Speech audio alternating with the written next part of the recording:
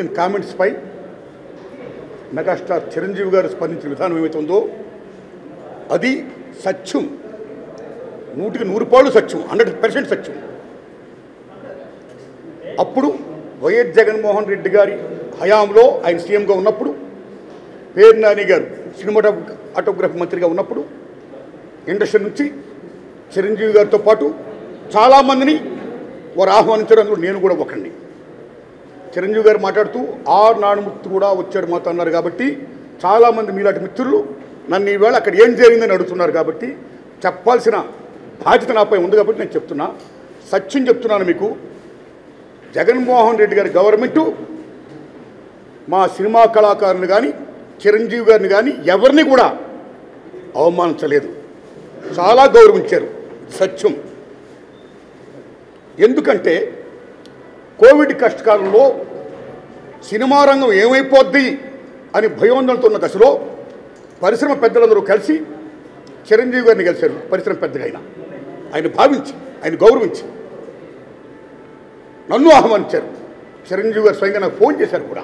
అదేం సంస్కారం. అప్పుడు నేను ఢిల్లీలో ఉన్నా. నారాయణమూర్తి ఇండస్ట్రీ క్లిష్ట పరిస్థితిలో ఉంది.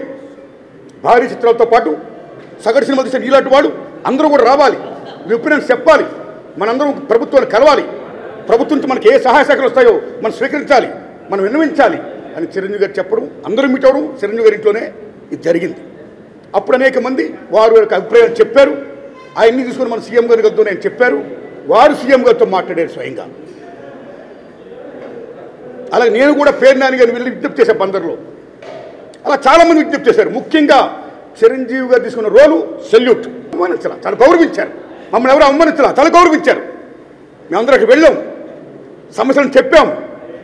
సీఎం జగన్మోహన్ రెడ్డి గారు సానుకూలంగా స్పందించారు. పేరు నాని గారితో మాట్లాడి ఏం కావాలో మొత్తం తీసుకోండి, అన్నీ మనం చేద్దాం అని కూడా చెప్పారు. ఇది జరిగిన సత్యం అండి. ఇప్పుడు లేదు, ఇప్పుడు మన చంద్రబాబు నాయుడు గవర్నమెంట్ వచ్చింది.